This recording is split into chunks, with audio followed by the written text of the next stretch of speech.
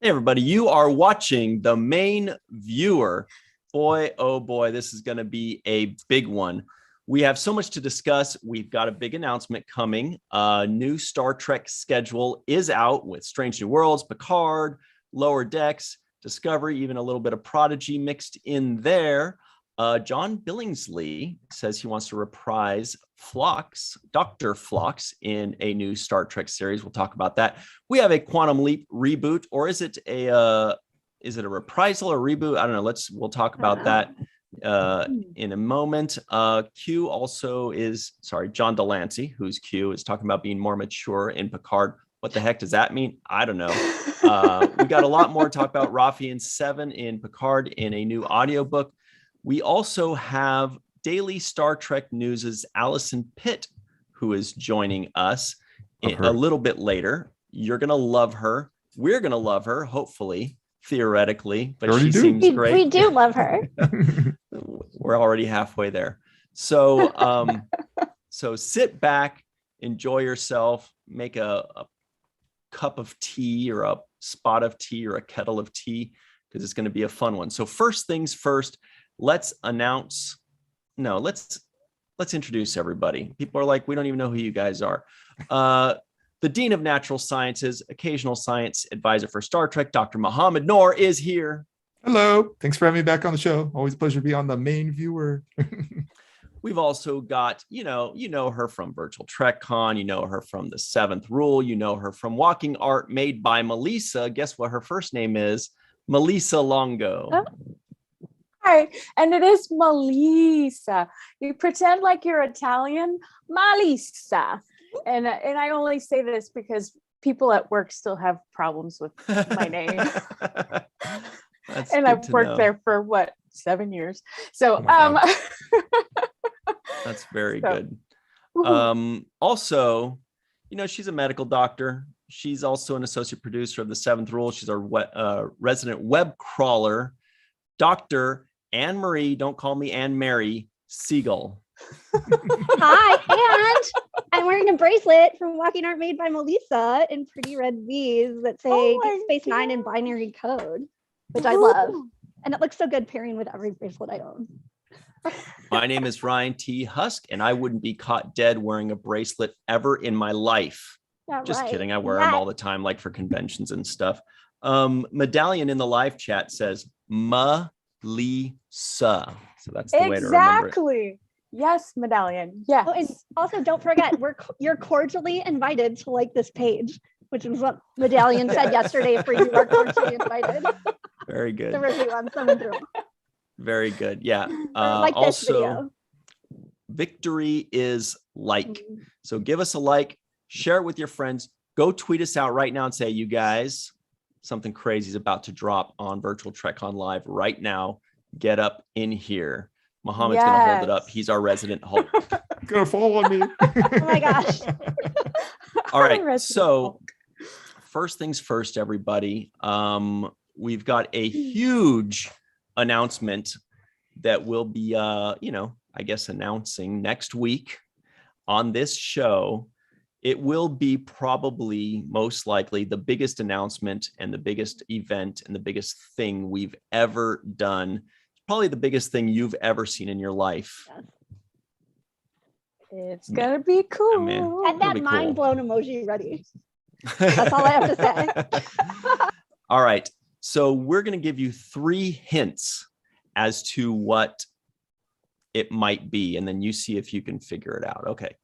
So hint number 1 is that they're not going to be great hints. Hint number 1 is that it's Star Trek related. Whoa, shocker. Didn't see that coming. Mm-hmm. So, surprise. Oh, that sounded like Mr. Hanky. Howdy. Right, that guy? That was Oh, I thought it was Gomer Pyle. Gomer Pyle was surprise. Oh, right. I was thinking more Mr. Hanky, but See, I'm too old. That's the problem. You always got to think scatologically when Melissa's talking. That's how you know. Anyway. Oh. All right. So number 1 is it's Star Trek related. Number 2, it's never been done before. Okay, now remember, this is the group here. We are the group here that brought you the very first and the biggest virtual Star Trek convention or sci-fi convention or anything convention ever in the history of the world. So when we say it's never been done before, we've got a pretty good track record, I think. And we may find out that we're wrong, but, but we think it's never been done before. Okay. Number 3. It's going to be fun as hell. That's it, you guys. You should be able to guess it. You should be able to guess it from those 3 hints. All right. If you'd like a 4th hint, just go into the Virtual TrekCon Facebook group. We will put a 4th hint in there tonight. How do you find the Virtual TrekCon Facebook group? Just look for it on Facebook or click on the link that's in the description box below. In this video, there's a link that says Virtual TrekCon group. Click on it, join that group, and you'll get a 4th hint. I'm just going to tell Michael All Kenyon right. Rosenberg it's not a musical. That's a 5th hint. No 5th hints. Well, how do you know it's not a musical? There might be musical There portions. could be, yeah, that's true. That's true. Right now I'm panicking. I'm like, they're going to guess. That's it. They're going to guess it. Yeah. Okay. Oh my gosh. Scott Jensen is really close. He says Ryan made a spaceship. Oh, so close. Yes. We have a week to change it. You do have a backyard. Similar. Yeah. Okay. So everybody, we've got the big news that we can talk about that just dropped today. Our good friends at Star Trek on Paramount Plus. Check them out. Follow them on all social media. Their handle is Star Trek on P Plus, I believe, at Star Trek on P Plus. Really good people that run it. Obviously, we love Paramount. We love Star Trek, and they keep us in the know. Melissa is showing you half of that announcement. Well, kind of. Yeah, it's like, yeah. Actually, let's just go visit them right Yeah. now, shall we? Okay. Actually, the Picard part you can see on her thing. I can't like see anything besides that Picard amazing collar. And Strange New Worlds, yeah. That, and But then this is which what we're gonna do here. We're gonna do it. Yeah. We're gonna do it this way, Sure. and just let everybody see for themselves what they're missing if they're not following Star Trek on Paramount Plus. Here they are, Star Trek on P Plus. On Twitter. Okay. Look at these things. What You are sound like those an things? Ex-girlfriend. This is what you're missing. Not X. Star Trek on Paramount Plus and I are still very much in love. Yes, true. So let's start with Animated ones. well, look, I mean, Oh, there this are isn't that next? Either one. No, It's all good. this Wow, is next. eyebrows. no, Yeah. that's next. Okay. Yeah. So Discovery season 4 resumes February 10th, 2022. We mostly knew that, but this is good confirmation. I And didn't know. season 5 renewal. So that's it, everybody. Season 5 is already happening, which means they're probably either writing it or have it almost basically done writing and they're in pre-production because writers' rooms are usually well before, production and before they're even announcing these things. So that's great news. And more work from Muhammad. Woohoo! Yeah. Aw. Everybody notice how quiet Muhammad got when we mentioned the writer's room. He's like, I'm not Yeah. saying a word. I'm not even gonna flinch. He's stone cold. Can't mhm. break him. Also, so we know that's going to resume on February 10th once Prodigy ends. Prodigy has 3 more episodes to go. Once then it mid-season breaks. Mhm. Right. Next would be Star Trek Picard, Mhm. which premieres 4 weeks after. Is that 4 weeks? 3 weeks? Yeah, 3. It premieres 3 weeks after Discovery premieres. which means, we're going to have some overlap, you guys. It's going to get exciting. Can't believe this. Seventh Rule is going to be busy watching So 2-hour-long excited. shows plus Deep Space Nine. I really like his outfit. Me too. It looks so good, especially that color. That thing. Yeah, right, great sweater, Muhammad. Wait. I can't do it. That That right there. Oh, Man, you mean- Picard has like the best wardrobe ever. I want every sweater he Yeah. wears in the whole show. It's Well, I'm glad you great. noticed, number one. Yeah, but the interesting thing is, look at his eyebrows. They've like grown a lot more. He's Well, they looking look more and more like a his buddy little- Gandalf. Yeah, Sculpted. so bushy. It's look- wisdom number But 4. sculpted bush. Yeah. Didn't catch what was the pin? I- Did he have a pin on? Oh yeah. Not- Ooh, Wait, go back this to is the a pin. family show. So Terry Metalis, the showrunner for this season, has been teasing that there's a new ship. So maybe It looks like a that's what that is? crest. It looks almost like a family crest. Oh yeah, maybe you're right. Maybe that's what it is. You're I- right. I I, have think no that idea. is what's on like the Chateau Picard model. Oh, You're okay. correct. Jacket good is thinking. pretty dope too. Yeah. That jacket. I want Yeah, to I get agree. invited to hit the chateau so I can steal all his sweaters. So Those are the best sweaters. So what that means is, depending on if there are 4, 5, or 6 more episodes of Discovery, that would mean there are going to be 1, 2, or 3 weeks of 2 new shows dropping at the same time with Picard and Discovery, which is going to be awesome. People's nerdy brains are going to explode. Mhm. Also, we already got you, Sonequa, and Discovery. Great picture, though. By the way, great Yeah. color. Look Her at that. lips. Yeah. Her Beautiful. lipstick Frickin- is amazing. So Yeah. iconically gorgeous. I like that It is uniform color beautiful. too. I know, but this uniform is just always. Oh, Ursula Phillips. BTW, did you see No, it? yeah. Did you see Pelosi last night wearing a top that looked very much like a Discovery or Strange New World top? And she even had like a pin where the communicator badge would be. It looked Oh amazing. my gosh. Make sure you check it out. Everybody look that up. I do love these uniforms. Yeah. So nice. next, also beautiful Ah, colors. Finally, one the too. wait is over. Strange New Worlds is premiering Woohoo. May 5th, 2022. And what we need from everybody in the live chat and in the comments below, please tell us, is this Cinco de Pico or Pico de Mayo? Oh my gosh. That's Oh no.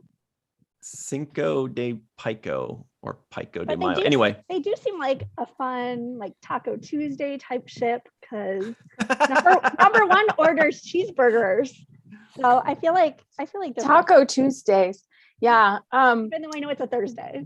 A non-related, non-Star Trek related fact is that Donnie Wahlberg would buy the people on set tacos for Taco Tuesdays on Blue Bloods. Wow. And I only know that because I Fun was show. there for a Tuesday when we got free tacos. Jackpot. Very cool. Woohoo! Yeah. So well, Taco Tuesday. speaking of JR Poole is pissing in the pool. He says Cinco de neither. Oh. Oh. Oh, wah, wah, wah. Yeah. But there's also more great news in the line right below the one we were discussing, which is they are already renewed for season 2. Woohoo. They're like, we know you're going to like this. Yeah. So we're just going to go ahead and renew it. That's Woohoo. this is crazy. Sweet. There's so much good Star Trek coming. This is How so excited are great. you guys about Strange New Worlds? All of them. Excited for all of them. Oh, Yeah. Great excited. uniform too. I like just that can't even wait for uniform as number well. one. Actually, Una, Rebecca Romaine. Yes. Mystique. Mhm. Sorry, Mrs. Full House's husband. Wait, Oh, X. Mrs. Ex-wife. Yeah. Ex. I can't keep up. Right. She's Her with- new husband Yeah. is another Former. number one. Yeah. It's my They favorite. have One of two my number favorite ones in celebrity the Ransom. couples. family. Jack Ransom, right? Oh, really? Mm. Oh, yeah. O'Connor. Yep. Okay. They're from Sliders too. Yes. Right. Gotcha. I Good old Sliders with Gimli. Gimli was in Sliders, right? Is that right? I can't remember. I think Jonathan Rhys Davies was in. Oh, you're right. Sliders. You're right. Yeah. At least first, it seemed like he wasn't in it for the whole series. It seemed like he was in it in the beginning and then wasn't anymore. If I remember correctly. All right, everybody. Was Gimli in the entire series of Sliders? By the way, Mark Zicree wrote for Sliders, if I remember correctly, who also pitched the idea for blanking on the show, on the episode, Deep Space Nine. Someone help me. Wait, okay, but I have to say this. Oh, Far Beyond the Drakkar- Stars. Thank you. Far Beyond the Yeah, Stars.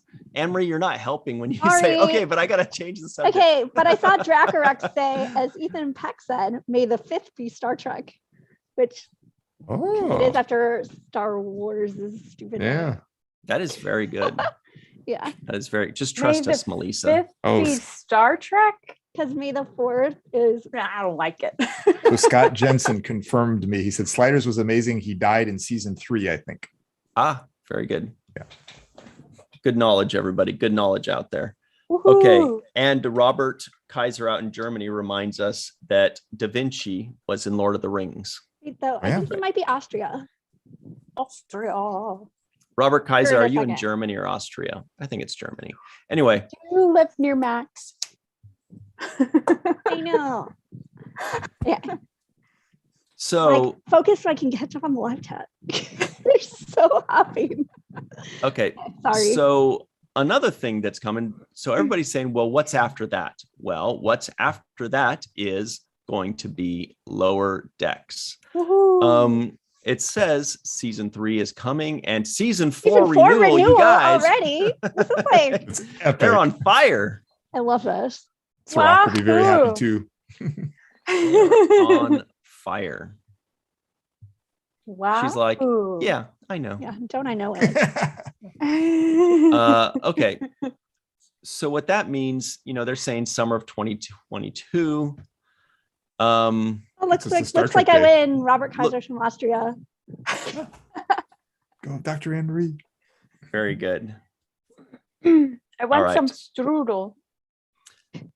So if Cinco de Pico, let's say it goes 10 episodes, for example, then that means the last episode would air sometime around like July 6 or 7 or 8, something like that, which means if Lower Decks goes right after that, then we're talking about a Bastille Day premiere. Hooray. Oh, July 14th. Yes. Now that's how you Allons celebrate enfants Bastille de Day. la patrie. Sorry. That's right. So maybe they should just have all their premieres. We've got Cinco de Mayo premiere, Bastille Yeah. Day. We should have a St. Patrick's Day premiere.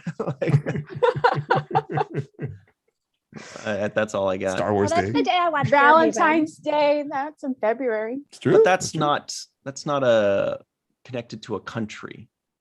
Okay. I'm trying to connect to okay. countries. Well, Independence Day, that's connected 4th of to when we July. beat the Brits Or an awesome movie. with Data. Brent Yeah. Spiner. yeah. Okay. Oh, I'm wearing my Lower Deck shirt too. Oh, cute. One of them. Good timing.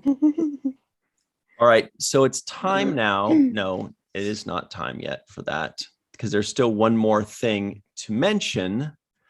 Let me just find it. This is all on Star Trek Paramount Plus. Oh my gosh, I'm getting like my heart's like about to beat out of my chest. I'm so excited for all this Star Trek.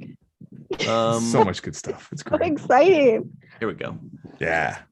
New season 1 episodes through February 3rd. We knew that episodes 8, 9, and 10 are happening, with the 10th being on February 3rd. And then additional episodes coming later in 2022. We don't know if that's going to be in the fall or in the winter, but it's going to be what we've heard in the past was 10 more first season episodes at the end of 2022. So This makes me also so excited for how amazing the fan sets pins look for the Voyager documentary swag with all the different Voyager characters, including Janeway. Just okay, let's pull those phenomenal. up. Okay, I just had to say because I've been smiling since I saw them. They're really good. They're Really good. iconic. Oh, wait, that's not publicly known yet. Oh, We'll pull sorry. those up It's later. It's just if you, sorry, I guess it's if you're a backer. Yeah, that's right. We post that out to the backers. We'll be making it public in a couple Okay, well- days. So follow the Voyager documentary on social media. That's VOY documentary. That's Can you at still- VOY documentary. Follow them and you will see all those awesome new pins by fan sets and more updates and announcements coming very soon. Go ahead. Sorry, Mohammed. Oh no, it was my bad. I interrupted you. I was going to ask, can you still contribute to the Voyager documentary and get benefits? Why, yes, your friends at Voyager documentary still allow benefits. Ooh, documentary with benefits. It's a documentary with benefits. So yeah, we post periodically. We've got the backer kit pre-sale site, and that is some of the things that were available on the initial Indiegogo campaign are still available, but that's going to be very short-lived as those perks will be sent out shortly. So those need to be locked in very soon. So go to VOY documentary on, especially YouTube. Sorry, not YouTube. We're on YouTube, Twitter, Facebook, or just email them and or go to Backer Kit, go straight to the source, get all that stuff. You can still get those pins. You can still pre-order your DVDs and digital downloads. You can still pre-order some shirts, but do it quickly. I can't wait to get my my inappropriate Janeway shirt. Woo. Well, Melissa, I've got some bad news for you. What? You're going to have to wait. Okay. I suppose. Not too long. So Alison Pitt is joining us in a few minutes from Daily Star Trek News, everybody. But before she does, this is it. This is the big question for all of us here, but especially the big question for everybody in the live chat. And please answer this in the comments below. Which of those 5 announcements are you most excited for? The next season of Discovery, next season of Lower Decks. How about the combination of them? The Strange New World premiere and season 2 renewal, the Picard premiere, season 2, the Lower Decks season premiere and season 4 renewal, the Discovery season premiere and season 5 renewal, and Prodigy's never-ending season 1 continuation. What are you most excited about, Anne-Marie? Okay, well, Picard, because I was initially a TNG fan, but also Prodigy has just like captured my heart completely.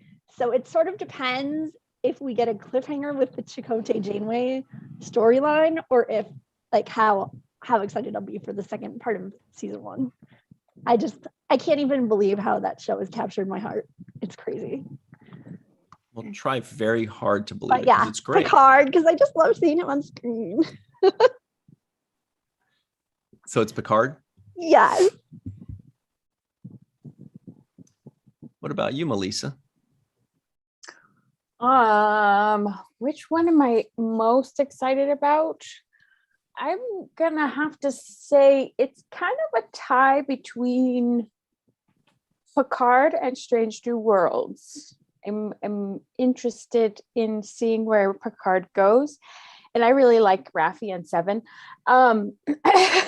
Totally.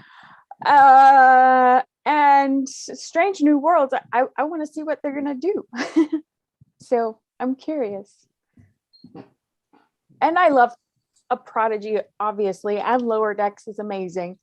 So yeah, it's all pretty exciting, but those 2 I think I'm most excited about at the moment. I love how Amazing. diplomatic all these answers are. This is great. Now, Mohammed's definitely the most cutthroat out of all of us. What do you? What are you most? Which of these announcements is most exciting to you? So I'm interpreting the question in the sense of like the announcement and not the series. So for me, the announcement that are most exciting to some extent, like, I haven't seen Strange New Worlds yet. I knew it was coming. Yeah, I'm excited for it to come, but the announcement is like, it's nice to have a date, but I knew it was coming and I knew it was going to be around that time. So the announcement itself wasn't the top for me. Tops for me were Discovery's season 5 renewal. Like, okay, that's awesome. That's news. I love that. And the Lower Decks season 3 renewal, because again, that's Mhm. that's like, okay, that's big news. So Mm. those two are probably my top two, but I'm happy for all of them. I'm very excited to know when I get to see Strange New Worlds and Picard. I'm interested to see what's going to happen. So I do love all of them, but I think those would be my top two. Would be Lower Decks' renewal as well as Discovery's renewal. Especially seeing Strange New Dr. Worlds also Mohammed got a Noor in renewal credits. for But I haven't two. seen the show yet. So Well, Right, also good we point. knew it was already renewed. We had heard from people who work on the show on Twitter for Strange New World. True. So I would say personally, I mean, it's tough for me to interpret it the same way Muhammad did, because none of them are like huge groundbreaking things that we didn't already know or expect. Right. They're just great news, but it's Yeah. not like shocking news. Yeah. So I have to interpret it in my own peculiar way, which is just like, hey, I haven't seen Strange New Worlds yet, so that's what I'm most excited for. That I'm as simple Whatever. You minded tell as me that. like every day you're excited for Strange New World. Really? Yes. like this is the first time it's I've ever thought it. crazy. Okay, but yeah, also, that it's renewed for season 2. That's cool. That's awesome. But like Muhammad said, we haven't seen it yet, so who knows how monumental that news is. It's going to be great regardless, but sure. it's hard to have an emotional attachment to something you haven't seen yet. But I am very excited. It's we've never seen it before. I'm very pleased with their announcements of the characters, right? Mhm. That's really, really cool. Very excited for that. So I'm just that's thrilled to have where like I a am. year of Trek. I mean, this is amazing, right? A Mhm. full year of Trek is so cool. Mhm. Yeah, and it's a great cast. I mean, the ones that we know, right? They're a great cast, and it'll be neat to see what they bring to the table. So, a new adventure. Woohoo! Speaking of bringing to the table, Alison Pitt is here, so we will let her in. And everybody at home, we saw a lot of people saying Strange New Worlds. We saw Draco Rex saying there's no way to choose. Let us know which of these is the most exciting to you, while we say hello to Alison Pitt of Daily Star Trek News. In Hello. unison. Hello. Hello, I made hello. Yay! Everybody? So good to This see is you. wonderful. Oh my God, Mohammed, Henri, how are you guys? Wonderful. Oh my Even God, better I'm like now. fangirling out. Oh no, stop. I am. And Melissa, I don't think we've actually met. No. And No. thank you for saying my name right. That's so wonderful. You're welcome, although it is on everything. So I Oh. try to take a cue from you. So thank you so much for having me. Thank you for inviting me on, Ryan. It's I'm really, really excited. And thank you for being so well researched to say Melissa instead of Melissa. And also for that awesome 3D chess that's behind you. Mine is just in a box Yes. because I'm afraid to dust it up, but you are bold. You know, listen, I understand the sentiment, but stuff like that, I think you have to have it out. You have to have it out. You have to play with it, because I mean, at the end of the day, it's it's not made of gold, but the value of it is Mine is is. in getting to enjoy. Oh, well, in that Gold and case, silver. Wow. Well, I say plated. nothing, then. Plated. That doesn't mean much. Gold plated. Gold-plated but Latin. it's still like the enjoyment is in the experience of it. You got to get it out, put it in pride of place. Yeah. Have you played it? I have played it once or twice. I played it with my daughter pretty much immediately after we did our unboxing video. So if you've ever seen, we have this on our YouTube channel, on Daily Star Trek News channel. Me and my daughter unboxed it because she was like desperate to unbox it with me. So we did play it once. I would not say it was the most successful. What I need is like somebody who actually knows how to play it to do like a tutorial, because so like these things, they're called attack boards, and there's a specific way that you can move pieces off of it. And logically, I never quite figured out how that was. So we ended up playing only with the pieces, not on the attack boards, which and you can is move hard. the attack boards. You can actually so you can have like some pieces. They move. You can have some pieces on the board and then move them to a different place in the game, and then flank them or do a sneak attack kind of thing. It looks like magic. And It's next you have very, to get very cool. Like, I mean, okay, sorry, it's turning into an infomercial. I love apologize, this. but it is a really, really nice set. It's a really nice set. So Next, you need to get Calto. Start playing that. Get some Dabo in here. We'll have a whole like Star Trek game room. It'll be great. We were just finishing up a conversation about all the announcements that Star Trek made, Star Trek on Paramount Plus. But before we finish up on that, Alison, you do Star Trek daily news. Can you Daily please... Star Trek news. Sorry. Yes. Daily Star Trek news. Yes. Ryan's Daily like Star- fanboying out because he knows Very that's much. the name. Yep. Can you tell us a bit about it? For those of us that you get the name wrong sometimes. Yeah, that's fine. So Daily Star Trek News. We do still publish on the web daily. It actually started out as a daily podcast, but work commitments and so forth. We now do do a weekly podcast and a weekly live stream, but the website and the newsletter are still going daily. There's a team of us, and we put together just whatever's going on in Star Trek universe. So if there's news about shows or whatever, that goes in there. Stuff about celebrities, maybe they're not even with Star Trek anymore, but we'll keep you up to date on them. We've got events, we've got trivia and history. It's kind of everything to do with the Star Trek fandom that's in Daily Star Trek News. So it's dailystartreknews.com, and we're kind of everywhere. So if you're into that sort of thing, sign up, subscribe in various places. Can I add more to that? Yes. Yeah. It is definitely one of the most well-sourced news programs out there and news information. Nice. Like, it's very much like this is the information. This is where we got it from. We've confirmed these aspects. It's very, very careful. It's extremely eloquently Like a presented. scientific There is journal. also a Patreon to support it too. So if anybody wants to contribute to keep it going, you can contribute to the Patreon as well. So 2 thumbs up. I love Daily Star Trek News. So Totally. Yeah.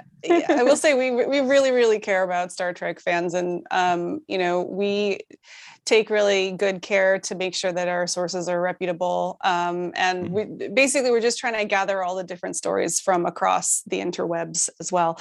We actually have, so another thing that we actually do is called Star Trek Stories, because I love Star Trek fans, like all of us here are. And occasionally I'll do things where I read people's letters that they've written into me, and a sneak peek coming up probably in the next week or so. I actually have a fan who allowed me to use her personal Star Trek collection of stuff to put together a Star Trek story on the web. And there's some, great autographs from big stars and signed letters and all sorts of things. What's that?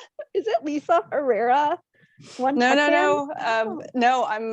That's a good guess, though. That's a very safe guess, okay, Anne-Marie, because sorry. she is everywhere and she's spoilers. the best. one Trek fan. She's awesome. Yeah. But I'm really looking forward to sort of sharing that with people. I love people's Star Trek stories, especially people who like used to go to the conventions like way back, before it was like super commercial and STLV and all of that. I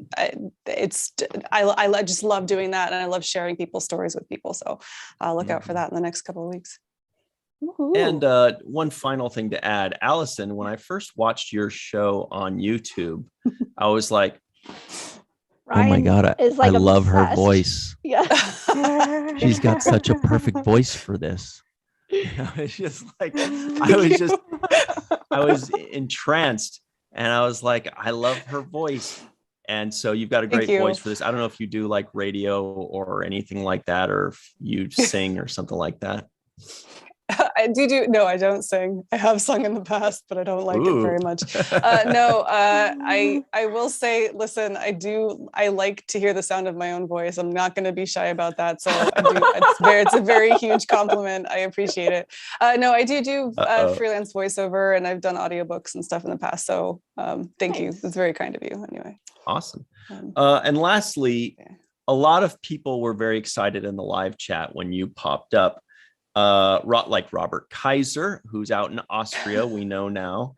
Peter H. War Dog Heim, aka Bill in Montana of the Blue Skies. Mr. Chuck A. Anne-Marie said yay. Yeah, I think a lot of people actually came over from your show over to my show. Some recognizable names that turn up in the chat on a Saturday afternoon. So I recognize a few of those. There's a great live chat with us. But also Bacharach's Marina Kravchuk, who does your calendars every week. That's right. Yes. poor Marina has to put up with us bickering in our production chat all the time, and she drops stories in there, and she's just a great. She gets everywhere, and she's a great resource. I'm so proud and lucky to have her be part of the team. I have to say also, Peter H, who's in the live chat, when we did Virtual TrekCon 1, he's the one who came up with he made an actual lanyard badge as if like it was a live thing. But the interesting thing is, that night I got like an hour of sleep between Virtual TrekCon days, and I turned on daily Star Trek news because I love, exactly. Nice. I love watching. Listening to the daily Star Trek news.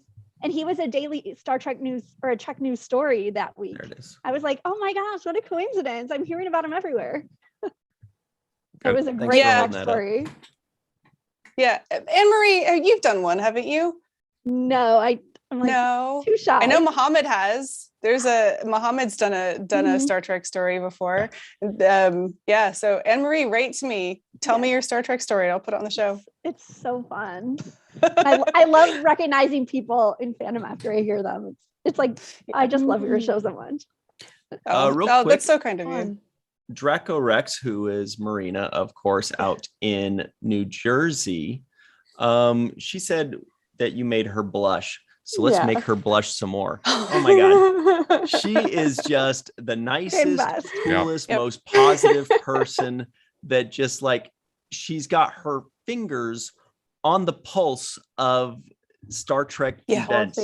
And she's constantly updating, like you said, for you, Alison, also for us in our virtual TrekCon group. She's like every week, she just recomments, updated for us. Just on the off chance that we go, what's going on, and we check, and there it is. And it's actually very important because we are planning a big event, our biggest ever, or our biggest announcement ever, most special and amazing thing of all time. No big deal. That's going to be next week. And so what Marina does is actually very, not just fun, but it's also very useful to those of us that are trying to plan things out, because we don't like to make conflicts. We want to support everybody and promote everybody. And we don't want to like poop in anybody's pool. Looking at you, JR. Ew. That's like metaphorical. Ew. Metaphor. Okay. Metaphor. Right. Anyway, so to finish our conversation, Alison, we were talking about the announcements that Star Trek made, that Strange New Worlds is Cinco de Mayo, Picard's coming March 3rd, also that Strange New Worlds got season 2 already renewed. Lower Decks is also coming, and season 4 is renewed. Discovery is coming. Season 5 is renewed, and Prodigy, as we know, has a bunch more episodes happening right now and at the end of the year. And the question was, which of these announcements is most exciting to you, Alison? Okay, first I have to say that, like, because I'm looking at a lot of this stuff all the time, it's hard to get excited about any announcements anymore. So that makes me a kind of a cynical cow. But cows are cynical? I know. I am looking forward to probably I have a little trepidation about Strange New Worlds, because there's so much potential there, and like I'm worried that it won't live up to my potential. So I'm trying not to think about that one at all, but I will definitely. Wow. I'm definitely going to be tuning in as soon as it comes out. The one that I love is absolutely Lower Decks. It never fails to just hit the sweet spot for me, and I'm really loving Prodigy. They're doing some really interesting things with some new exploration, and it's just a beautiful, beautiful show. So those two probably are the big ones for me. How does your younger kid like Prodigy? I'm gonna ask that. So first of all, if you have young kids, you'll know that most of the time when you suggest to them that they should watch something, they're like, you have to do reverse psychology. Right. So she's not that into it. Although the other day when I said, "Oh, do you want to watch Star Trek Prodigy with me?" She's like, "Okay." And even though she was like on her phone the whole time, whenever Murph was on the screen, she was laughing. So I take that as like, that to me is a win. Yeah. Fair. Yeah. One time I didn't think about it very much, and she was in the room when we started watching Lower Decks, and then I instantly regretted that. So not Lower Decks for the kids. Oh my gosh, when all these kids grow up and are at Star Trek conventions, Murph's autograph is going to be like the most expensive one. Oh my gosh. You know, did you see him do that voice live on Yes, Star Trek Day? Oh yeah, amazing. That was incredible. It was, he just like had his kind of his mouth closed and just weird stuff was happening in his throat, like we were watching Men in Black or something. I just couldn't believe that was a real person and not just like, you know, like mashed together like a whale and a kookaburra or something. You know what I mean? Somebody rubbing a balloon. Right. Oh, yeah, that's great. What about you guys? Like, what was the consensus among you guys? Which ones you're most excited about? We were kind of a mix, weren't we? It was all over the place. Like for me, I was very clear, like just straight up, I haven't seen any Strange New Worlds. So that's what I'm most excited for. That's what I'm anticipating the most. Everybody else the opposite reaction. Like, I haven't seen it, so yeah. Anytime Patrick Stewart's on his Picard, it's just gonna like make my heart melt. And so I know that has to win. Isn't he wonderful? Yeah. Well, it seems like Prodigy is like the dark horse. That like it's the show that nobody really anticipated too much. Nobody, you know, they're like, oh, okay, they're doing a kids show for Nickelodeon, but it's also going to be on Paramount Plus or whatever. I'll tune in because it's Star Trek, and you know, I'm interested. And 7 episodes in, it's very buzzworthy. It's legitimate. It's not just some kids show, right? Yeah. I'll be curious to see what they do. So we're kind of in a phase with Prodigy right now where it feels like every episode is an easy introduction for new viewers into the Star Trek universe. So they did the transporter, and they did the replicator once, and they kind of are introducing one by one the things in First Contact, right? Prime Directive. Prime Directive, and I'm curious to see how that will evolve. I mean, obviously there's a lot to cover, but I'm curious to see how that's going to evolve once they've kind of got the introductions done with. Where does that adventure take them next? That's what I'd like to see. Yeah. Okay, so let's move forward, because we could just talk about this kind of stuff forever, and we probably do. But also, I guess there's a little bit more here. I don't know if there's much to discuss here, but you know, a lot of the major outlets are covering this. You know, like I saw it on a Deadline. Oh my God, you sound they like kind of simplify it for us. We have much to discuss. We have much to discuss. I think though everything we mentioned was everything in here we already mentioned and was talked about. Anyway, but it's cool that when Star Trek makes announcements, everybody picks it up, which is, you know, kind of a nice little bellwether to know how well or how popular the franchise is. So here's something to talk about for a moment. John Billingsley here. This is Red Shirts Always Die. He wants to bring back Phlox to new Star Trek. Well, isn't that the fun potential of Strange New Worlds? Like all these people from all the aliens in Enterprise, we don't know how long they live. They could all potentially show up at some point. Exactly. And I feel like Muhammad and Alison might know for sure, but I don't think they ever mentioned how long Denobulans live, right? So for all we know, they could live to be 400 years old or something. Yeah. Right? No idea. I hope. I would love that so much. We know about their mating habits, but not Dr. about their Phlox. longevity. Yeah, and I want to know more I'm about not familiar with them. Okay, Really? so what that means what that means is that he can be reprised in, I mean, theoretically, depending on if they want to, it could be as canon as they want it to be. He could come back in in Strange New Worlds. For all we know, he could already be in it in episode 2, and we'll find out in a month or two. So 4 months. So yeah, Strange New Worlds he could be in. He could live to be 300 years old and be in Lower Decks. He could be another holographic projection in Prodigy, right? He could be alive in Picard, for all we know, if they live to be 300 years old. The only one years old and in Discovery. Yeah, I was going to say that was the one that he's out, but I guess. They could decide that he's so important they keep cloning him. He could be like the emperors in Foundation, and they'll just take one guy and then clone him into the 3, and then keep that going forever. Or like Picard in Picard. I was going to say, just put him in a new body. Well, also in Picard, aren't they time traveling back? So it could be a young Phlox.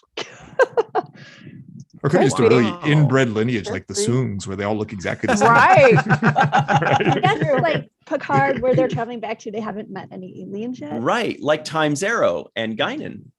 Yeah, this is one of my favorite episodes ever. Very good knowledge. Yes, you with the cool shirt. Mass Trek Wiki says that typical lifespan of a Denobulan is 170 to 280 years. Wow, so that first of all, was that said in is the that show? canon? Yeah, I don't know, but it's right there. Interesting. There it is.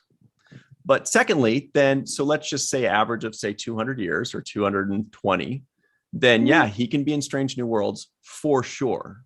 Like in his regular lifespan, you know, he'd be what, like 150 or something. Good find, Melissa. Google. So what would you like to see Dr. Phlox return in? What show and how, Melissa? I'd like to see him return as a doctor with his pet bat. Because I thought that was fun. And I think Strange New Worlds would be good. Lower Decks could be fun. That could be fun to do some sort of voiceover something or other. Mm-hmm. I don't know. Some recording from the past or I don't know. Yeah, they can go into the past.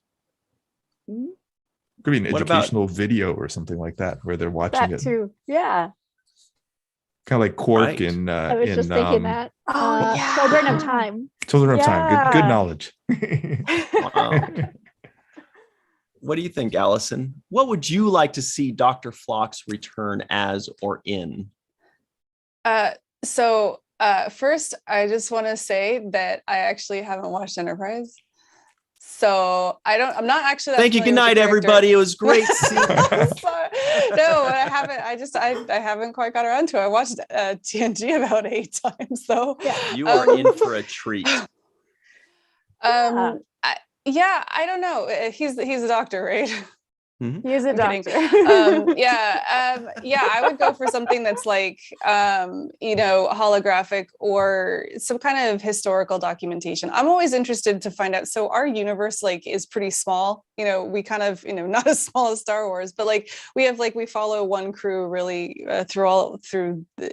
in different crews consecutively through time. You never really have a good picture at the time, probably except for the Enterprise D, of how impactful they are on everybody else.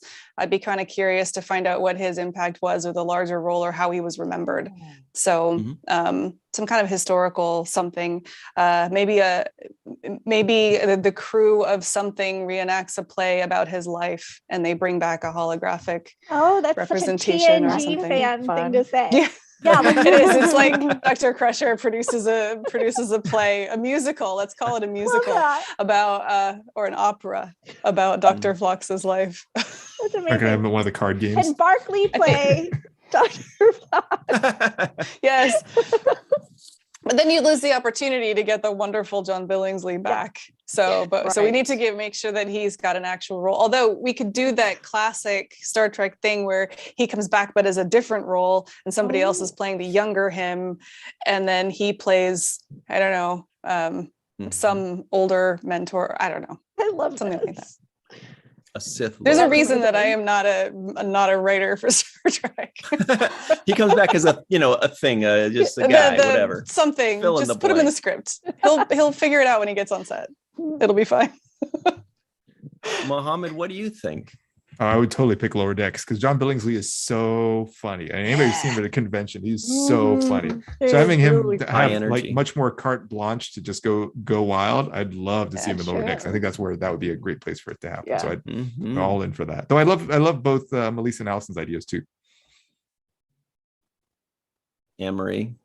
Well, obviously, everybody knows I'm more of a 90s Trek person. So Strange New Worlds, like I'm happy that it's coming out, but I'm really excited for it just because I love all Star Trek. But what would get me most excited is if, an Enterprise person or people, aliens showed up in it to tie it to that era. Just to kind of, I don't know, it would make me like scream inside if that was the case. Plus I love Flogs. Whereas like everybody else, I'm like, it'll be fun, I'm sure, but I'm not as involved in TOS episode continuation. So Medallion reminds us in the live chat that it's a hard Phlox life. Yes. But how cool is it that Alison gets to, whenever she chooses, to watch Enterprise for the first time? I wish there was new Star Trek stuff that I could watch that is exactly the reason that I haven't watched it yet. Strange New Worlds. I'm gonna go with that. I've been waiting so that I can watch it for the first time. I would love to see Phlox return in Strange New Worlds. Even if it's just one episode. If he does return in Lower Decks, let's say theoretically he's 260 years old, so he could actually still be the same character, and they could just turn him into just like some old decrepit guy that's like swinging his cane at people. And like you were saying, Mohammed, John Billingsley is so high energy. He's so animated. He's such a showman that like he would go nuts. Because that's what they really need in Lower Decks is these voiceover artists that bring so much energy, and all of them do. Even when John Delancey did it, he was high energy. He was bouncing off the walls, and John Billingsley, you have to stop him from bouncing off the walls. So he's made for Lower Decks. Yeah, that's a great point. There's some insane Medallion one-liners with Phlox going on right now. One that's really good. I keep my gold press platinum in Fort Phlox because there's a Fort Knox gold press gold shout out in Star Trek. You already said, but get to the good ones. Phlox life. Okay. I love the new wave band of Phlox of Seagulls. Oh, that's solid. Yeah, that's solid. Okay. I think there's one more. There's some good ones for now. So if T'Pol and Phlox were Tuvixed, would they become T'Phlox? Oh God. I don't even want to think about that. And what would they wear? Oh no. Oh my God. What would they wear? Thanks for that mental image. Yeah. Okay, hang on. Something that's revealing a midriff. I'm thinking skin tight would be good. Yeah. Mm-hmm. I mean, there's nothing That's like a belly. flowers. Mohammed didn't like that one very much. Fine, that's fine. I got It's like the distracted by stuff the of chat. nightmares. Yeah. Yeah, this chat is hopping. Yeah, everybody in the chat, you let us know what you'd like to see him most in. I did see a couple people saying Strange New Worlds, but if you have any thoughts, let us know now. Phlox as a Kazon, new hair look, says Chuck A. Ooh. Yeah, they are Pool's dental flocks. Okay. That's pretty good. I like that one. Yeah. Well, let's talk also. Oh, here was something that just happened. Anne-Marie sent this to me like right before we went live. So I must confess, I haven't really had a chance to read this actual article, but this is but it's just already getting printed out and going on your refrigerator because you're munching. So this is heavy.com. They're pretty big news guys. Wilson Cruz, he talks about, how we need to be patient or whatever because they just finished filming in August. He says that this was in a let's preface this. Apparently this was in the Star Trek Discovery fan group on Facebook that I admin. So it's the biggest one in the world. And so if you love Discovery and like to talk about it, go into that group because occasionally Wilson, Anthony, Doug, Doug Jones, they like to come in and say hello and, either correct things or just spread joy and love. In this case, it's the one that's like Discovery and then parentheses Paramount, right? That's Paramount how Plus, you can find it. So apparently one of the people in the group, because there are thousands of posts, it's just so many, it's huge.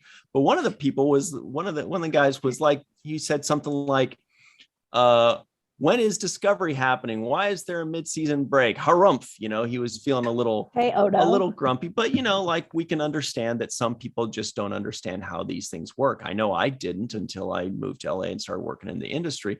We don't know how these things work. We don't know that this stuff takes forever. The writer's room, production, plus there's a thing called COVID going around and it's being a real stinker. So, in that post, I actually responded to it. And, I wanted to respond to it first, just to kind of, sometimes we allow these kinds of questions so this person can actually get the answer. Sometimes, people think, is this guy trolling? Is it? Well, no, why don't you just treat it like a real question? He's saying, hey, I'm a little frustrated. When is this coming out? And then 100 people, the nice ones, explain to him why. And then others are like, you're dumb or whatever, but we don't. Those guys suck. Not helpful. Anyway, it was just funny because Anne-Marie sent that. And apparently I was quoted in there, and I don't know if I've ever been quoted in heavy, but they've got, I guess the person that did it was Bailey. Heavy.com goes into Star Trek Facebook groups and apparently Ryan, and page moderator Wilson Cruz responded though with an answer to how many episodes this season there'll be, because there still is a discrepancy on IMDb and other people's speculation between like 11 versus 13. Yeah, but we don't know if he had an NDA or anything like that, so we don't want to poke around too much on that. But he did give great information there, so check it out for yourself, everybody. That's cool that the Star Trek actors, are willing to just go in and just say, hey, you guys can speculate all you want, but here's the answer you're looking for. Also, here, I'll just read you my quote because I was like, oh shit, I hope I didn't say anything stupid like I usually do. I said, I think we all have to be a bit more patient during this time of COVID nonsense. Nothing goes as planned. Everything gets delayed. And we're all forced to constantly adapt. I used as Avery Brooks says, that's our guy Ryan. Yeah. And I said, it sucks. Yeah, but that's how it is right now. And then I continued, Discovery will be right back on in just a few weeks, I believe February 10th. Not too bad. And Prodigy is actually really good. You should check it out. Nice. Great answer. Well said. Thanks. Great answer. Yeah, when I saw that I was quoted, I was like, uh-oh, what are they? Yeah. Don't find one of my quotes in the Golden State Warriors basketball groups because those get a little more fussy. I get a little fussy there. Can I just add some detail to that? Actually, the things that people have forgot is that there was actually a big management shakeup at Viacom CBS Paramount Plus over the summer, and I obviously they don't say why, but I suspect we're still seeing a little bit of fallout from that, where they've probably changed strategy a little bit, and that coupled with obviously delays and things like that, I think they're trying to work out, because now they've got 5 shows that they're trying to jockey, and I'm surprised that they've never put on 2 at the same time yet. That surprises me, but there's probably a little bit of that going on as well. And I do just want to point out that Eric Pisola, who's the one who wrote that article, he has another blog too called Trek.report. So you should go check him out. What is it? Trek.report. Cool. He's got Very a cool. blog Didn't over know there that. too. Yeah. So I know Trek.report. Eric from various, web things. So shout out to Eric. Shout out to Eric. Great article. Also heavy.com. That's a good company. So keep up the good work and we'll check out the other site. And what were you saying, Anne-Marie? Oh, no, I was just going to say, yeah, he's also a really great Twitter follow, and it's at EPESOLA. Pesola. Really good. Awesome. He just got 4 new fans. Allison already knew about him. But the rest of us did. Well, no, Anne-Marie did. Anne-Marie, you knew, right? Yeah, he follows me.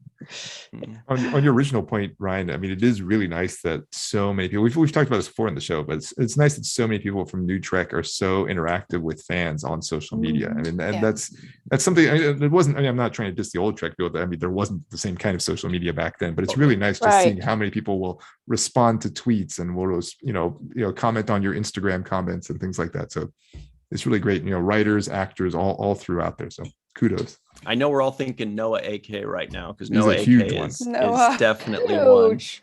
one. But yeah, also the writers. This is something that wasn't like this before, but I do think obviously it was probably just because there wasn't social media back then. Because you look at people like Robert Ron Hewitt Moore Wolf.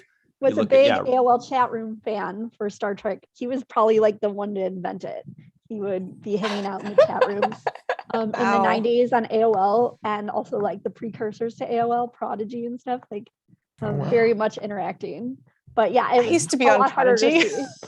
Really? Back in the day. Yeah. And he was big into games too. But yeah, like way more now. Yeah. Yeah, I never did any of that stuff. But we know that Sid used to play a lot of video games.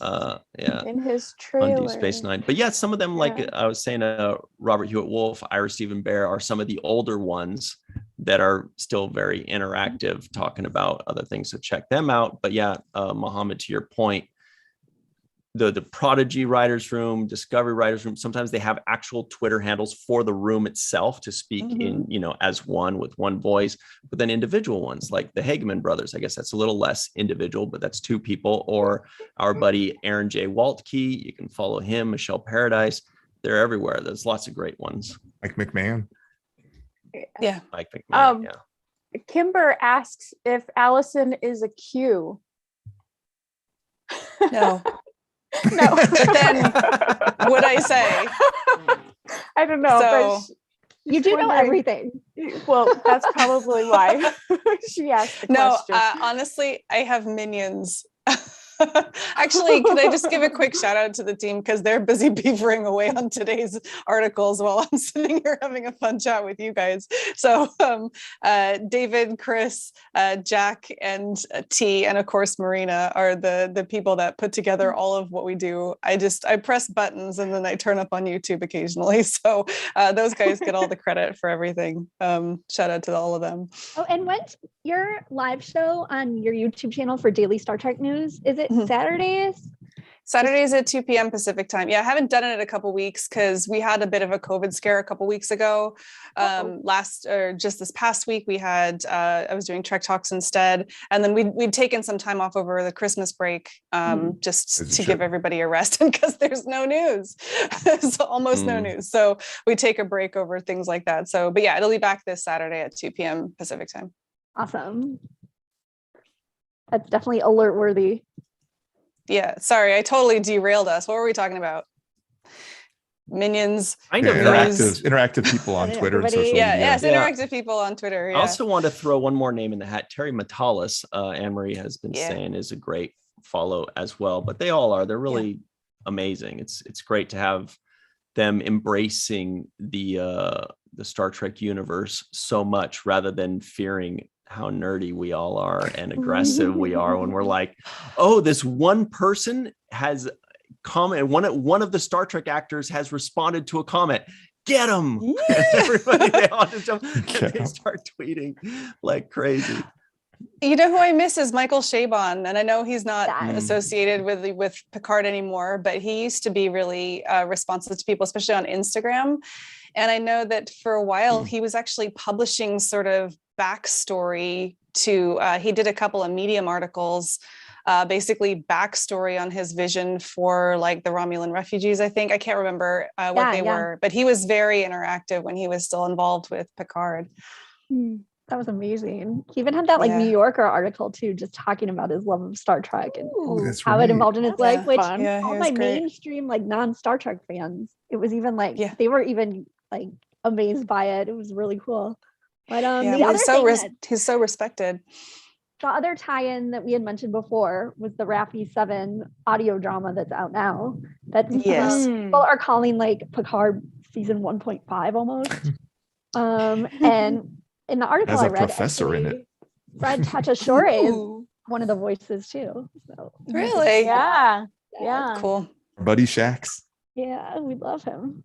And the Crypt Keeper. Sorry, I was laughing at like when Shax just turned up at the beginning of Lower Deck season 2, and you're like, "What the heck?" Oh my gosh! Sorry. So thank goodness he did though. Me. Yeah. Thank goodness. I love how they handled They that just too. made a thing of it. Speaking of people that we love, we'll just start this one off with, oh boy. Oh yes. I knew Mohammed would get that one. Oh, I know what you're going to talk about. yes, this is exciting. Everybody in the live chat, when I say oh boy, who are you thinking? So look, there's this new Deadline article. Obviously we know, the news was kind of everywhere. Quantum Leap reboot set at NBC with pilot order, but is it really a reboot? I don't think it's a reboot. I think it's a sequel because it says it's been 30 years since Dr. Sam Beckett, Bakula, stepped into the Quantum Leap accelerator and vanished. Now a team has been assembled to restart the project in hopes of understanding the mysteries behind the machine and the man who created it. So that doesn't sound like a reboot. That doesn't sound like they're just starting the show over again. It sounds like they're picking up where they left off. And this, everybody, Samuel Beckett is Scott Bakula, who made me very excited when they announced that Scott Bakula was going to be the new captain for Enterprise. Alison, you should check it out. It's a Star Trek series called Enterprise. And wait, is it Enterprise or is it Star Trek Enterprise? Depends on the season. Seasons 1 and 2 were just Enterprise, and then season 3 they added the Star Trek to it. Oh, I know. I'm just messing around. Oh, I thought you were saying. Right. So the reason I think a lot of us got excited when Scott Bakula was announced as the Enterprise captain, at least for me, was because knowing him from Quantum Leap, he had a little bit of that cheese factor that Kirk had. And this was supposed to take place before then. So you're kind of looking for something a little like down homey, cheesy, kind of regular dude kind of thing. And he definitely has that. Plus he's charming as hell. Mohammed, you're the biggest Quantum Leap fan. Apparently. I love the show. I haven't watched it since the 90s, but like I love the show. It's interesting. There's some threads in it that'll be very interesting to see if they bring back with this new series. I don't know if you remember this, Ryan, but there was an episode of Quantum Leap where he was going, and I think he jumped into somebody who had Down syndrome or something like that, and he tapped somebody else, and it turned out they were also a leaper. But really, I don't remember. Yeah, but it wasn't what you'd think though, because so he was leaping, and remember the whole theme of the show was to make right what once went wrong and blah blah blah. This person was doing the opposite, and oh, that's exciting, right? And they were under some kind of duress too. Like it wasn't like they were doing it just to be evil. It's like they had to do this so they could maybe eventually escape. They'd have to mess things up. So he found out, or he found out that she was a leaper because when they touched each other, all of a sudden they saw their normal form, which normally, like when they look in the mirror, they'd see the person they jumped into. But in that episode, all of a sudden she saw him as him and he saw her as her. But then she messed something up. But in the end, I think if I remember correctly, she was supposed to screw him over, but she couldn't get herself to do it. And she ended up leaping away and maybe going to someplace bad because of this. And there was some comment like, going back to hell or something like that. It was kind of supernatural-ish. So this was a later season, it sounds like. I'm wondering if they're going to bring this thread back, because that was very dark. Like, there's like bad leapers too. I feel like they have to. In today's television, you have to have more than just some procedural type. I mean, this was practically a procedural episodic show back in the day. I rewatched the first episode like last year, and I was like, I remember the show being good, and I was wrong. but like, judging by the first episode, when you look at pilots are so hard, right? But when you look at things through the lens of 2022, you realize how much TV has gotten more sophisticated. So, Muhammad, I think I think that'd be great if they added that extra element, because now they have something that's can make it a little bit more serialized, and they can add to it. I don't know if the rest of you have seen the show. It sounded like Alison. Where can you watch it? I have. Funny Peacock, story. I When think? I was pregnant, when I was pregnant with my son, so a while back, I actually, because it was on in the UK, it was on like daytime TV. I actually watched the entire series twice on maternity leave. So I have seen it a few times, but I wanted to rewatch it recently, and I couldn't find it. And I wasn't sure where to watch it. I think I I could only find it with NBC.com. commercials. I could only find it with commercials, and they were really intrusive, and everything was for like medicine, and I literally was unwatchable. But I don't think I've had normal TV for at least the past 10 years. So maybe that's just me being soft. I don't know. I'll look it up. Yeah. First world problems. Yeah. Streaming has spoiled us. I can't stand commercials. It's too much. Never mind. Right. Forget it. And Paramount Plus is like, for an additional $4 a month, you don't even have to have commercials with us. That's right. And I pay for that because Yeah, I'm so do like I. you, Oh, Allison. Oh yeah, always pay the extra to get rid of the commercials. Totally worth it. Yeah, I just like life's too short, man. I don't want to deal with Metamucil right now. I just want to watch the show. I know. I pay for the cheap subscription, so I get the commercials. Oh, well. What's the best commercial you've seen when watching Star Trek on Paramount Plus? I don't know if there's a best one. I usually tune them out because there's always the Mighty Tigers for the Prodigy. Tony the Tiger. Oh, They're Frosted great. Flakes. They're Yes. great. Frosted Flakes, yeah. Right. But that one plays a lot. Actually, For Prodigy is Prodigy. probably pretty safe because it's for kids, right? It's the grown-up ones that I have the issues with. It's not gonna be like Depends undergarments. and stuff Right. like that. Yeah. It's all like obscure pharmaceuticals. And they're like, do you have problems with memory loss? And I'm like, do I have problems with memory loss? I don't know. I can't remember. If I did, would I know?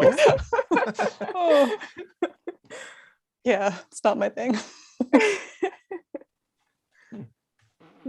All right. Anne-Marie, had you ever seen Quantum Leap, or is that before your time? No, it was, I think I kind of remember like hearing about it on a commercial or something back when I was really little, but I don't really, it took us a few years to get cable when I was born. So. Well, they also Quantum had- Leap is a top show. It's one of the like iconic shows. And of course, Dean Stockwell just passed away recently, Right. a couple months ago. Oh, man. And it was it's one of those, Quantum Leap was one of those shows that was like a cultural touchstone of the 90s in America. Yeah, I feel like I need to like go it's back and worth watch watching. it. Yes. Just to like get references. Yes, Well, you And there's Dean Stockwell, by the way, was also in Battlestar Galactica, and he was awesome. I remember when I first So watched good. Battlestar, which was several years ago, but not when it first aired. And I'm watching, I'm like, oh, this is a pretty good show, pretty cool. And I was like, it's that guy who would always be like, Ziggy. And Yeah. like, Ziggy. It was like near the end of season 2 of Battlestar Galactica where he showed it up. Yeah. so I good. was so excited to see him. Love it. But what were you saying, Melissa? Oh no. Quantum Leap it has an episode that really illustrated the best, not to turn this too deep and serious or political, but illustrated the best what white privilege actually looked like when he jumped into the body of a Black man during the before the civil rights movements, and Sam would sat at the counter like anybody else, and everybody's looking at him strange, and I'm just like, oh my gosh, that's what it is. That's what it looks like. So So that was a really profound episode for me. And they had other profound episodes too, but that one stood out. That's one I've heard about, where like Yeah. for shows to be talked about like decades later and hear about specific episodes, that's amazing. Mm-hmm. Yeah, I was going to say that's something that's going to be really good when they start doing the new one again. I was going to say reboot it, but reprise it, I guess, is they can probably tackle these things much better because it's 2022 and not 1991 or whatever it is, to where they can, they don't have to like worry about what the networks will say or whatever like that. They can actually just go and tackle these kinds of things. And, I feel like we're going to have a more sophisticated product all around. And, hopefully they'll build on the really cool stuff that they did 30 years ago. Yeah.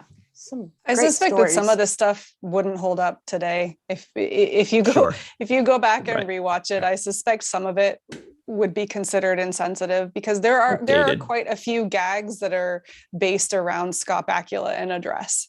I think they do like people loved that gag back in the day, didn't they? They never got enough of that. He's in a dress. He's a man in a dress. I think they were trying to address, that feeling of how would a woman's experience look like to a man. I think they were trying to address that, but I think some of the ways that they did that would probably be considered insensitive or offensive nowadays. So I'm actually looking forward to seeing how they do like a reboot and tackle some of those issues without making it like making fun of people like trans people or a man in a dress. Like that's not really funny anymore.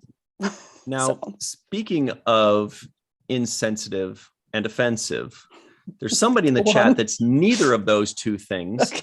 And we mentioned her earlier, so it's great to see her. One Trek fan, aka Lisa.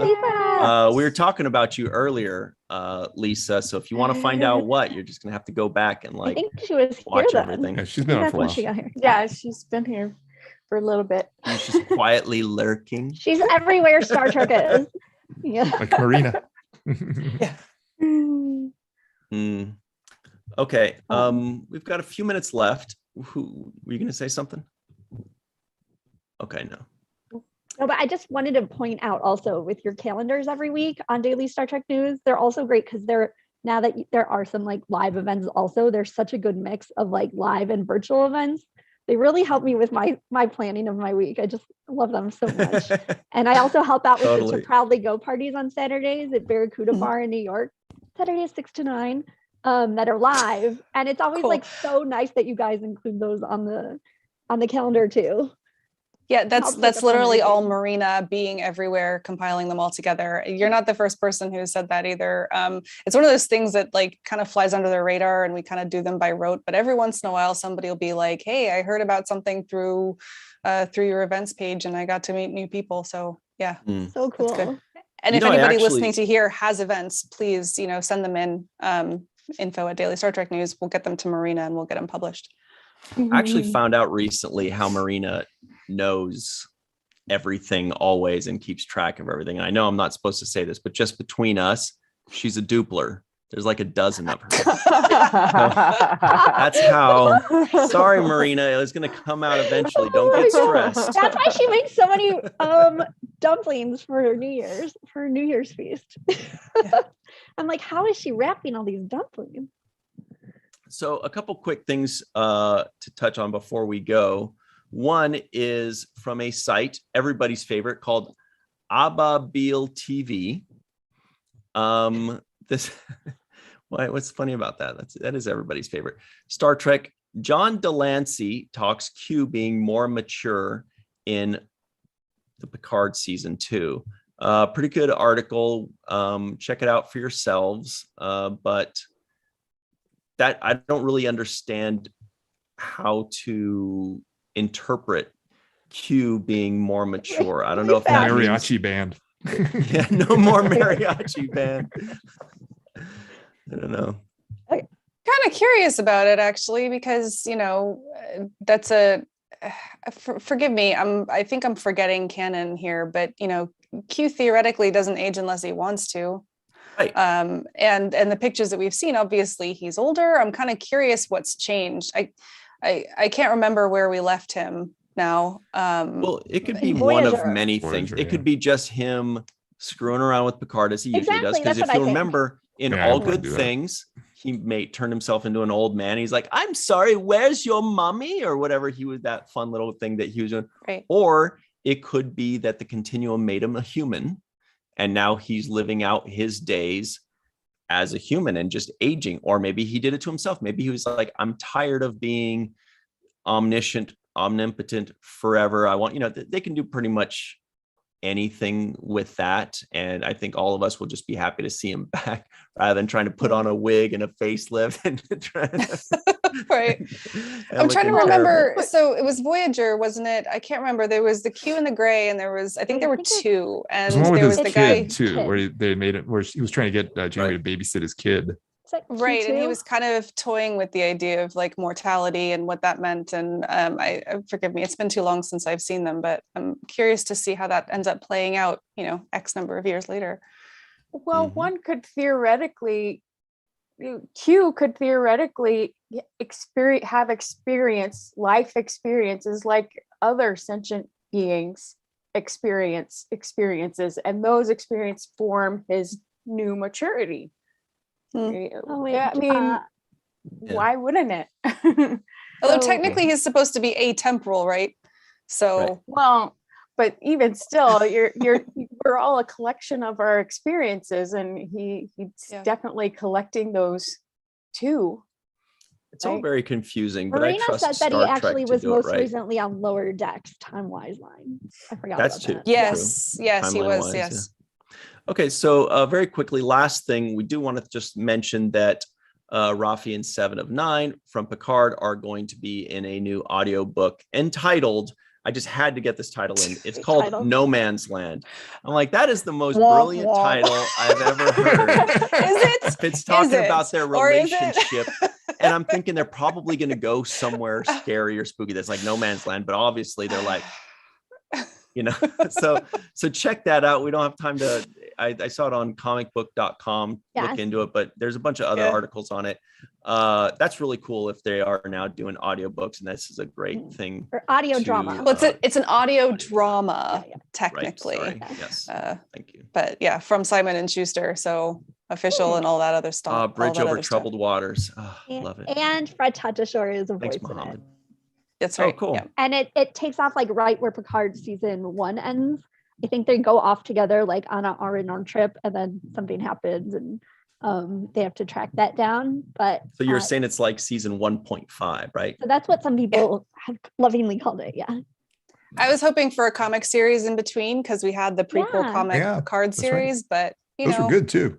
C'est la vie. So yeah. Speaking of lovingly, we have a couple minutes left. So Melissa Longo, will you please tell everybody where they can find you online or whatever you'd like to promote? You could find me at Walking Art, made by Melissa. Almost forgot that one last time. On Twitter, Melissa Longo. On Instagram at Melissa Longo. Facebook, Melissa Longo. On Virtual TrekCon and and the Seventh Rule, and sometimes Falling Towers. Watch the first. Mm-hmm. What about you, Anne-Marie? On Twitter at Anne-Marie Siegel and then the number 1. Number 1. Dr. Mohammed Noor, where can everybody find your cool stylings? I don't know about the cool part, but Twitter, Facebook, and Instagram at Maf Noor, M-A-F, like in Frank Noor, and like November O-O-R, or on YouTube under, if you just search for BioTrekkie with 2 Ks, I-E. Cool. Easy to remember. What about you, Allison? Where can everybody find you now that they're like, oh my God, look, she was correcting all of them. She must know everything. Let me follow her. She does. Well, the best place to find me is actually dailystartreknews.com. We're also at Daily Trek News on Facebook and Twitter. I really don't go on Facebook very much. Twitter is really the place to find us at Daily Trek News. And it also links to my personal account if you want to hear me rant about politics and data analytics, which is what I do in my day job. Yeah, we're also on YouTube too, at Daily Star Trek News on YouTube. So yeah, come Awesome. check us out. Great stuff. And everybody, to find me, just Google my name, Ryan T. Husk, and click on whatever you want to check out. But especially, like Virtual TrekCon, check me out right here. The Seventh Rule. It's a great show with Sirach Lofton, also with Melissa Longo, Mohammed and Anne Marie, our associate producers on there. We have a lot of fun. We do great stuff. And here's the big news, though. It is time for the Star Trek Day trivia question of the day. Here it comes. Here it comes. I haven't looked at this one yet. Okay, it's a Deep Space Nine one, you guys. Ooh. Who's the changeling on Deep Space Nine? Close. Which character serves as head? Oh, come on, you guys. Which character serves as head of security for the space station Deep Space Nine?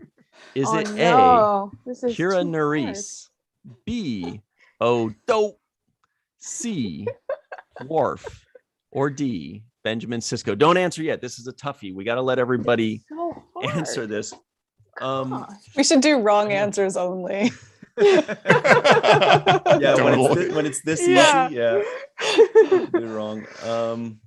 Okay, so tell us in the meantime. Yes. So check out, just yesterday on Monday, the Seventh Rule released the full review of You Are Cordially Invited. And our special guest was none other than Terry Farrell. And we have a really good conversation. Melissa was there. She's talking all about how great the episode was, how our relationship was with Michael Dorn and with others, kind of a director. Juicy details. David Livingston was. Yeah, really, really good details. Check that out on the Seventh Rule. That's youtube.com/the Seventh Rule with a 7th. And watch that really fun episode that is live right now and available. Then on Wednesday, Falling Tower is doing our review of, finally, to commemorate Betty White and her 100th birthday, the Golden Palace, everybody, the Golden Palace. And we've got our special guests, Rico E. Anderson and Darth Shuey, because we reviewed The Golden Girls together and collectively gave it the highest rating we've ever had out of 96 episodes, the highest ever. Will the Golden Palace surpass that very, very, very high rating, or will it not? Probably not, but maybe, right? So check that out. That's youtube.com/Falling Tower. Then on Thursday, the Seventh Rule reviews the newest Prodigy episode. That is at 6 p.m. Pacific, 9 p.m. Eastern. By the way, so is Falling Tower, 6 p.m. Pacific, 9 Eastern. Both of those are live premieres Wednesday and Thursday. And that is what you're looking forward to. So the answer is, let's find out how crazy this is going to be. Oh, who knew? Odo. Right? Whoa. Oh my gosh. Who would have known that? I was going to guess Vedic Virile. It's when we have the extremes. Like the Star Trek Day cards are so hard, but then these like trivia ones for TNG are so easy, but the TNG ones are super hard. It's like we have very polar right. Anytime we have a little bit of bonus time, Mohammed pulls out these trivia questions from a specific episode hard. In 1992, and they're super fun. Yeah. So I think that's it for us this week, right, guys? Mm-hmm. All right. Gaylenda says the Voles, and that is correct. All right. That's it. So thank you so much, Alison. It was really great having you. We appreciate your time and your excellent knowledge. Everybody else at home, please give this video a like. Don't forget to subscribe to this channel. Otherwise, we might just stop doing the show. Go to the group on Facebook for an extra hint about an upcoming humongous announcement. Virtual TrekCon. The announcement's next week. Very good. Very good. Yeah, go into the description box of this video, click on the link to the group, and you will receive a bonus hint. Alison, the hints were, it is Star Trek related. It's never been done before. and it's Okay. fun as hell. So it's pretty obvious what it's going to be. Anyway, thank you all very much. And whenever you're looking for really good hints and quantum leap talk or discussion, put it on the main viewer.